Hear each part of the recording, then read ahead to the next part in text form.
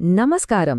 ఈరోజు మనం చూడబోయేది కేవలం ఒక తల్లిదండ్రుల సమావేశం కాదు. ఇది అంతకు మించి చాలా చాలా ఎక్కువ. ప్రభుత్వ కొత్త మార్గదర్శకాల ప్రకారం మన పాఠశాలలని ఒక కమ్యూనిటీగా మార్చే ఒక పండుగలాంటిది.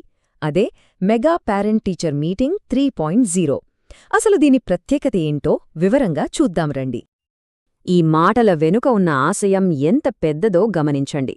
మెగా పీటీఎం 3.0 లక్ష్యం కేవలం పాఠశాల వరకే పరిమితం కాదు. ఇది వికసిత ఆంధ్రప్రదేశ్ 2047 అనే ఒక బృహత్తరమైన కలతో ముడిపడి ఉంది. అంటే ఈరోజు మనం వేసే ప్రతి అడుగు మన పిల్లల ద్వారా రేపటి రాష్ట్రాన్ని నిర్మించడానికే. సరే, ఈ మెగా పీటీఎంని ఒక పండుగలా విజయవంతం చేయాలంటే ఒక 6 కీలకమైన దశలున్నాయి. ప్రణాళిక దగ్గర్నుంచి మొదలుపెట్టి ముగింపు వరకు ప్రతి దశలో ఏం చెయ్యాలో ఇప్పుడు మనం స్పష్టంగా తెలుసుకుందాం. మనం మొదటి విభాగానికి వద్దాం. అసలు లక్ష్యమేంటి? ఈ కార్యక్రమం వెనుక ఉన్న అసలు ఉద్దేశ్యమేంటి? కేవలం తల్లిదండ్రులను పిలిచి మాట్లాడటమేనా? కానే కాదు. దీని వెనుక ఒక పెద్ద ఆలోచన ఉంది. ఒక మాటలో చెప్పాలంటే ఈ కార్యక్రమం యొక్క ప్రధాన లక్ష్యం ఒక్కటే: తల్లిదండ్రులను, పాఠశాలను ఒకే తాటిపైకి తీసుకురావటం. జాతీయ విద్యా విధానం 2020 కూడా ఇదే చెబుతోంది. ఎందుకంటే ఒక విద్యార్థి సంపూర్ణంగా ఎదగాలంటే తరగతి గది ఎంత ముఖ్యమో, ఇంటి వాతావరణం, తల్లిదండ్రుల భాగస్వామ్యం కూడా అంతే ముఖ్యం. ఏదైనా ఒక పెద్ద ఈవెంట్ సక్సెస్ అవ్వాలంటే దాని వెనక ఒక సాలిడ్ ప్లానింగ్ ఉండాలి కదా. మరి ఈ మెగా పీటీఎంను ఒక పండుగలా మార్చడానికి ఎలాంటి సన్నాహాలు చెయ్యాలో ఆ బ్లూ ప్రింట్ ఏంటో ఇప్పుడు చూద్దాం. ఈ టైమ్లైన్ చూడండి, ఎంత పక్కగా ఉందో. ప్రిపరేషన్ని 2 భాగాలుగా విభజించారు. మొదటిది స్ట్రాటజిక్ ప్లానింగ్, అంటే ఏం చేయాలో నిర్ణయించుకోవడం. రెండవది కమ్యూనిటీ మొబిలైజేషన్, అంటే అందరినీ కలుపుకోపోవడం. ఇలా చేయటం వల్ల చివరి నిమిషంలో ఎలాంటి హడావుడి లేకుండా ప్రతిదీ సాఫీగా జరిగిపోతుంది. ఈ 4 చర్యలే ఈ కార్యక్రమానికి పునాదిరాళ్లు. కమిటీలు వేయడం, ఆహ్వానాలు పంపడం, బడ్జెట్ చూసుకోవడం అన్నీ ముఖ్యమే. కానీ వీటన్నింటిలో అసలు సిసలైన మార్పు తెచ్చేది మాత్రం టెక్నాలజీనే. ఎల్ఈఏపీ యాప్, ఎస్ఎంఎస్ల ద్వారా ప్రతి తల్లిదండ్రిని నేరుగా వేగంగా చేరుకోవచ్చు. సరే, ప్లానింగ్ పూర్తయింది. ఇప్పుడు పాఠశాల ప్రాంగణాన్ని సిద్ధం చేద్దాం. మన లక్ష్యం ఒక్కటే: తల్లిదండ్రులు పాఠశాలలోకి అడుగుపెట్టినప్పుడు వాళ్లకది ఒక మీటింగ్లా అనిపించకూడదు. తమ పిల్లల చదువుల పండుగకు వచ్చామన్న భావన కలగాలి. ఈ చెక్లిస్ట్ ఒక స్పష్టమైన దారి చూపిస్తుంది. చూడండి, ప్రవేశద్వారం దగ్గర రంగోలీ, అరటి ఆకులు — ఇవి కేవలం అలంకరణ కాదు, మన సంస్కృతిలో ఆహ్వానానికి, ఆత్మీయతకు చిహ్నాలు. ఇలాంటి చిన్న చిన్న విషయాలే పెద్ద మార్పును తెస్తాయి, పండుగ వాతావరణాన్ని సృష్టిస్తాయి. తల్లిదండ్రులకు తమ పిల్లల టాలెంట్ను కళ్ళారా చూడటం కన్నా ఆనందమేముంటుంది చెప్పండి?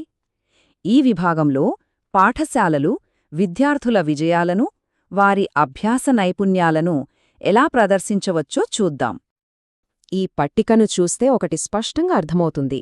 విద్య అంటే కేవలం పుస్తకాల్లోని పాఠాలు, మార్కులు కాదు. ప్రాథమిక నైపుణ్యాల నుండి రోబోటిక్స్ వరకు, కొండపల్లి బొమ్మల నుండి ఆత్మరక్షణ వరకు ఒక విద్యార్థిలోని అన్ని కోణాలను ఆవిష్కరించడమే అసలైన విద్య. ఆ ప్రతిభలు ప్రదర్శించడానికి ఇదొక అద్భుతమైన అవకాశం. ఇప్పుడు మనం ఈ కార్యక్రమం యొక్క గుండెకాయలాంటి విభాగానికొచ్చాం. అలంకరణలు, ప్రదర్శనలు అన్నీ ఒకెత్తు అయితే, తల్లిదండ్రులు, ఉపాధ్యాయుల మధ్య జరిగే ఆ అర్థవంతమైన సంభాషణ మరో ఎత్తు. ఇది చాలా ముఖ్యమైన ప్రశ్న, కాదా? చాలాసార్లు తల్లిదండ్రులకు తమ పిల్లల ప్రోగ్రెస్ గురించి పూర్తి క్లారిటీ ఉండదు. మరి ఆ గ్యాప్ని ఎలా పూరించాలి? ఈ కొత్త మార్గదర్శకాలు దీనికొక చక్కని పరిష్కారాన్ని అందిస్తున్నాయి. పాత పద్ధతికి, కొత్త పద్ధతికి మధ్య తేడాను చూడండి. ఒకవైపు అన్నీ చిందరవందరగా ఉన్న రిపోర్ట్లు, మరోవైపు ఒకేచోట సమగ్రమైన సమాచారం. ఇప్పుడు ఈ అసెస్మెంట్ బుక్లెట్, హోలిస్టిక్ ప్రోగ్రెస్ కార్డ్తో తల్లిదండ్రులు తమ పిల్లల మార్కులే కాదు, వాళ్ల హాజరు, ప్రవర్తన, సృజనాత్మకత — ఇలా అన్ని విషయాలను ఒకేచోట చూడగలరు. అయితే ఒకటి గుర్తుంచుకోవాలి: ఈ హోలిస్టిక్ ప్రోగ్రెస్ కార్డ్ అనేది కేవలం ఒక సాధనం, ఒక గైడ్ మాత్రమే. అసలైన లక్ష్యం ప్రతి విద్యార్థి గురించి ఉపాధ్యాయులు, తల్లిదండ్రులు ముఖాముఖిగా కూర్చుని మనసు విప్పి మాట్లాడుకోవడమే. ఆ సంభాషణే నిజమైన బంధాన్ని నిర్మిస్తుంది.